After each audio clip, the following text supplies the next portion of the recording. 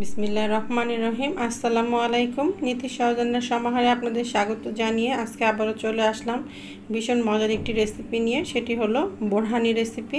আপনাদেরকে আমি আজকে ঝটপট কিভাবে এই বোরহানি রেসিপিটি ঘরে থাকা সাধারণ কিছু উপকরণ দিয়ে তৈরি করতে পারেন সেই রেসিপিটি শেয়ার করেছি। ইনশাআল্লাহ আপনাদের কাছে ভালো লাগবে। ভালো লাগলে লাইক কমেন্ট শেয়ার করতে ভুলবেন না।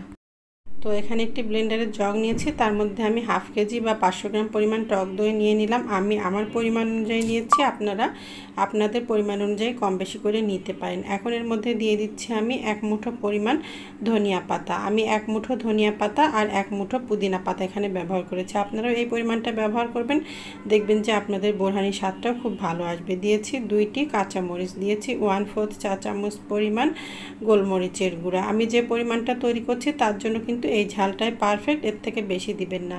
দিয়েছি এখানে আমি 1/2 চা চামচ পরিমাণ ভাজা জিরার গুঁড়া, আর দিয়েছি এখানে আমি 1 চা চামচ পরিমাণ বিট লবণ আর 1/2 চা চামচ পরিমাণ সাধারণ লবণ। আপনারা কিন্তু লবণটা আপনাদের মুখের স্বাদ অনুযায়ী কম বেশি করে দিয়ে নিতে পারেন। দিয়ে দিয়েছি এখানে আমি 3 টেবিল চামচ পরিমাণ চিনি। এখন এর মধ্যে আমি দিয়ে দিচ্ছি 1/2 কাপ পরিমাণ ঠান্ডা পানি। তবে আপনারা যদি পানিটা না দিতে চান, একটু বেশি ঘন করে তৈরি করতে চান, তাহলে কিন্তু পানিটা দিবেন না। এভাবে টক দই, পুদিনা পাতা, ধনিয়া পাতা, কাঁচামরিচ, লবণ সব কিছু দিয়ে ব্লেন্ড করে নেবেন।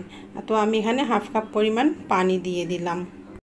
আচ্ছা, আমি আমার পরিমাণ অনুযায়ী 500 গ্রাম টক দইয়ে যতটুকু যা উপকরণ লাগবে সেই উপকরণটাই ব্যবহার করেছি। আপনারা যদি এর ডাবল তৈরি করতে চান তাহলে সব উপকরণগুলো এর ডাবল ব্যবহার করবেন। দিয়ে দিচ্ছি আমি 1 টেবিল চামচ পরিমাণ টমেটো সস। টমেটো সসটা দিলেও কিন্তু খেতে ভীষণ স্বাদ আসবে। আপনারা কিন্তু চাইলে এখানে 2 টেবিল চামচ পরিমাণ গুঁড়া দুধটাও দিতে পারেন, তাতে করে কিন্তু আর একটু বেশি ক্রিমি ভাবটা আসবে। আমি আগেই বলেছি ঘরে থাকা সাধারণ উপকরণগুলো দিয়েই আমি এই বোরহানিটা তৈরি করব, এজন্য আমি আর এই ঝামেলাগুলো করি নাই। আপনারা চাইলে কিন্তু অবশ্যই দিতে পারেন, খেতে আরও বেশি সুস্বাদু হবে।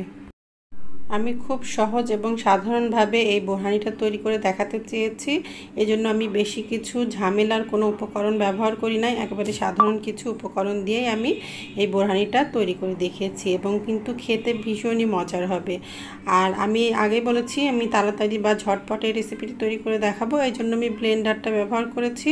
যদি আপনারা ব্লেন্ডার ব্যবহার না করেন তাহলে কিন্তু সব উপকরণগুলোই কিন্তু ধনিয়া পাতা, পুদিনা পাতা, কাঁচামরিচ এগুলো বেটে তারপরে ব্যবহার করতে হবে। টক দইয়ের মধ্যে সব বাটা উপকরণগুলো এবং গুঁড়া উপকরণগুলো দিয়ে ডাল ঘুটনি দিয়ে ঘুটেও কিন্তু আপনারা তৈরি করতে পারেন।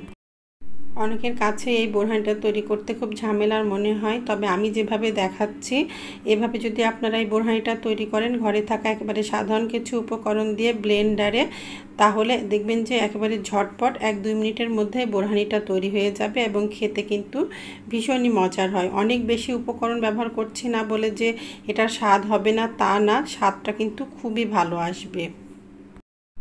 আর আপনারা যদি অনেক বেশি করে এই বোরহানিটা তৈরি করতে চান তাহলে অবশ্যই আমি যে উপকরণগুলো যতটুকু ব্যবহার করেছি তার ডাবল বা সেই হিসাব করে আপনারা বেশি করে ব্যবহার করবেন। আর লবণ, চিনি, ঝাল সব কিছুই কিন্তু আপনারা আপনাদের মুখের টেস্ট অনুযায়ী কম বেশি করে নিতে পারেন। অনেক সময় অনেক টক দই খুব বেশি টক হয়, সেক্ষেত্রে চিনিটা একটু বেশি লাগে। আবার অনেক টক দইয়ের টক ভাবটা একটু কম হয়, সেক্ষেত্রে চিনিটা একটু কম লাগে। সেই চিন্তা করে সেই হিসাব করে কিন্তু আপনারা চিনিটা বা লবণটা ব্যবহার করতে পারেন। তো ব্লেন্ড করে নেওয়া শেষ। এখন আমি একটু ছাঁকনি দিয়ে ছেঁকে নিচ্ছি, তারপরে আবার আমার রেসিপিতে ফিরে আসছি। আর আগেও বলেছি, এখনও বলছি, যদি আপনারা এই বোরহানিটা বেশি ঘন তৈরি করতে চান তাহলে কোনো পানি দিবেন না, পানি ছাড়াই ব্লেন্ড করে নেবেন।